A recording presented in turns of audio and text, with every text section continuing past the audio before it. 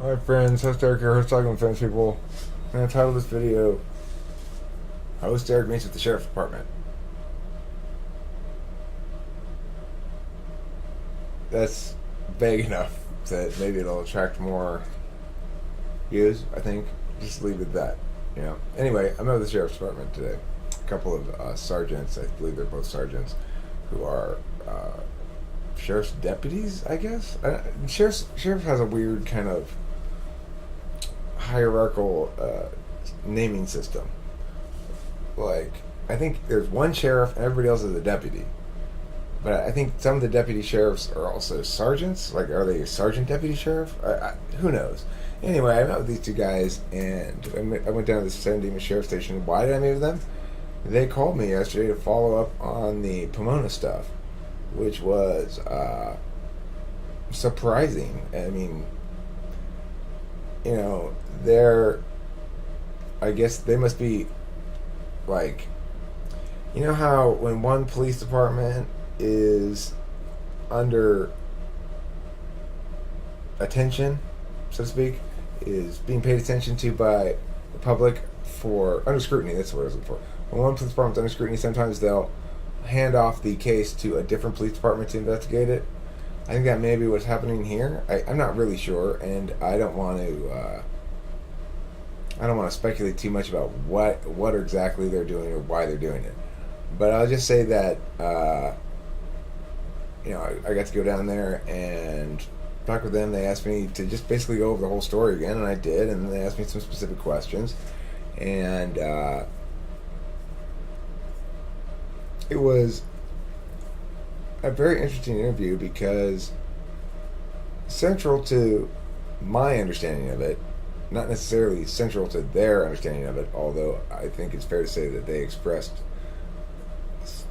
that I'm not misrepresenting anything they expressed at all.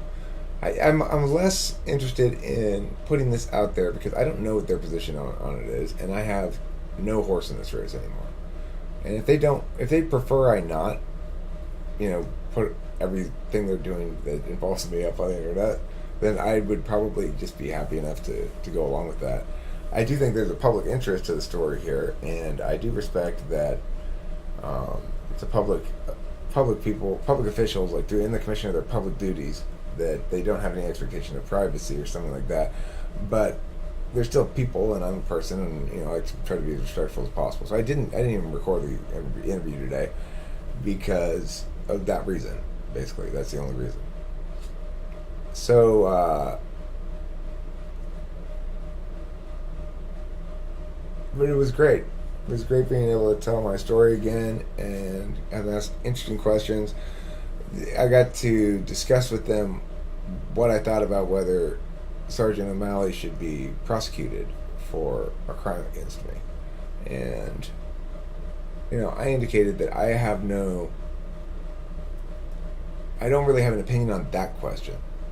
I'm not seeking him to be prosecuted. I'm not seeking him not to be prosecuted either.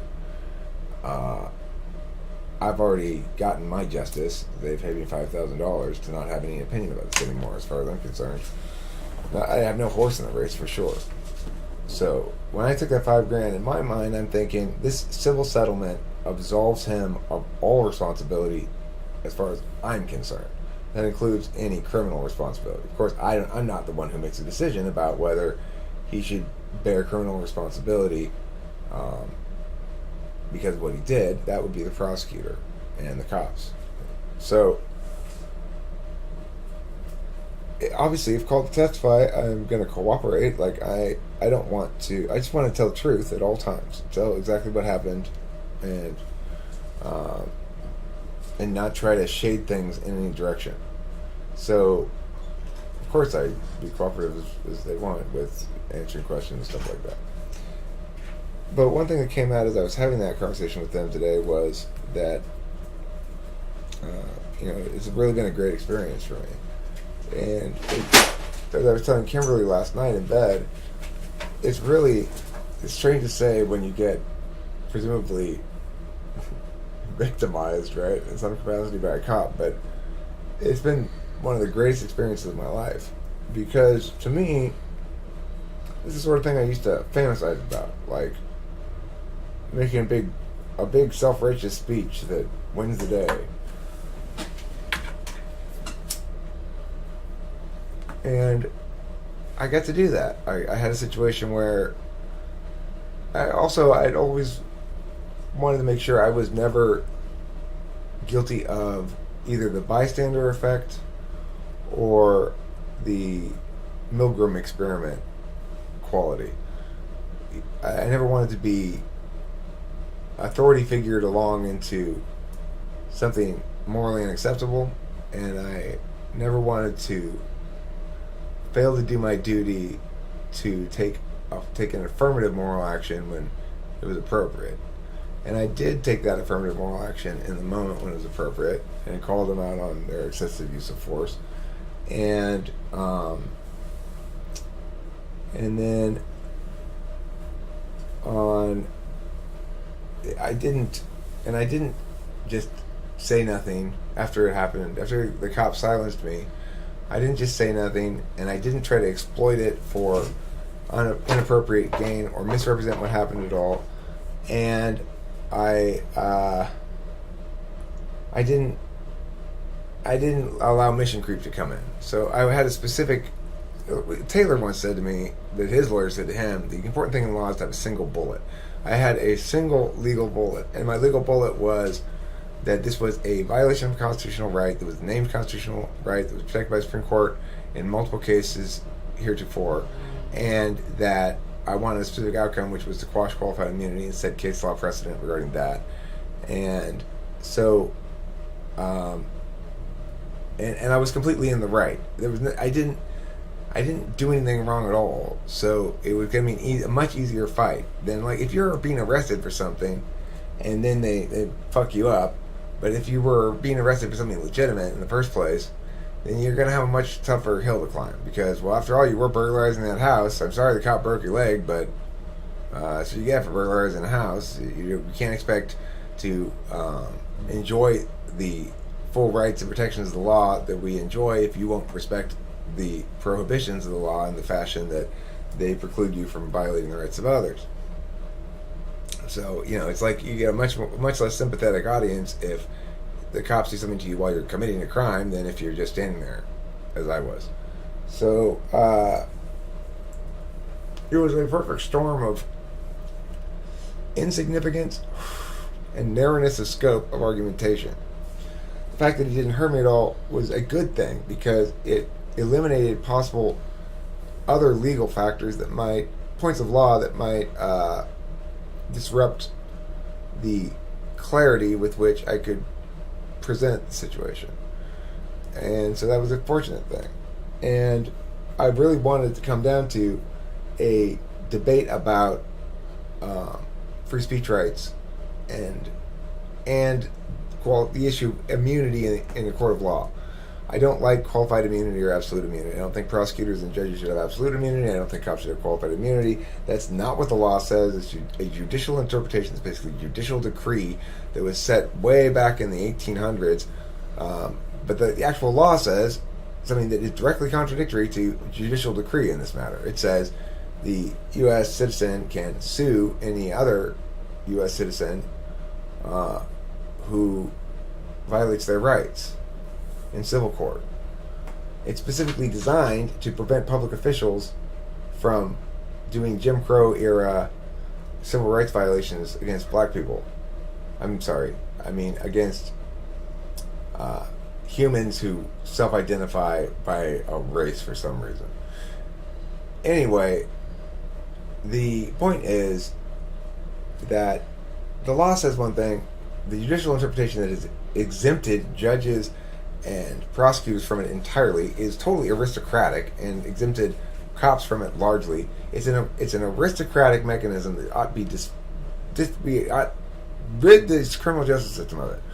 So anyway, that's why it was such a good feeling for me and a good moment for me. It was because it's the sort of stuff I think about and have thought about for years, and it's like I want someone to listen to me tell them why this shit's fucked up. And I got a chance to do that, and it was very powerful for me. I felt like I lived up to moral obligations in the moment, both positive and negative. And it was it's something I think about a lot when I'm driving around in the car. It makes me emotional. It makes me think about America and California and being what it means to be a free society, and how our country's accomplished something pretty great by making things like that transparent. Like, transparency is the key to all. Anyway, now there's one last little detail which is kind of funny. I guess I don't know what the hell they're exactly investigating. That one of the things was the Sergeant O'Malley thing, but I think they're also investigating the guy getting tased. They obviously didn't lay out for me their exact strategy or anything of what they're doing and why they're doing whatever, so I don't know. But what I do know is they want to talk to Kim, because she was there too and saw some stuff that happened, and they want to talk to her and see what she doing, dotting their I's, crossing their T's, talking to all available witnesses. So Kim is probably not as stoked about that as I was to go talk to the sheriffs today. I was really stoked about it. Kim, are you looking forward to talking to the sheriffs? Not so much. Yeah, it's easy. They're just gonna ask you whatever you saw, and you can tell them whatever you saw, which is, I don't think you really. I mean, I know you didn't see me, right, over there. No, you didn't see any of that shit. You were, I don't know. She'll talk to the cops. I was concerning myself with the dog. Did you see what happened to the dog? I saw the dog run away from the location. Like from the house. Yeah, I saw the dog run from that spot too. And then I saw a girl and a guy come out from the back of the alley behind the house with the dog dead, and then they walked it over to the group of people I was standing near, which was across the street.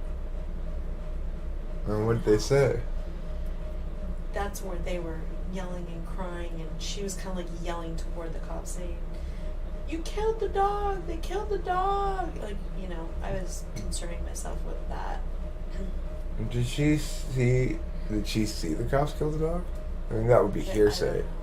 But I'd be curious. I wish I could go back in time when I was with that lady and ask her more specifics. Yeah, there's so many things going on that night in different areas. Yeah. Well, anyway, so that was a lot of fun. Thanks to the sergeants for their meeting with me, and it was fun and pleasant. I got a free cup of coffee. So, yeah, that's it. I just wanted to share a little update on that story with the Pomona stuff, and that's the update.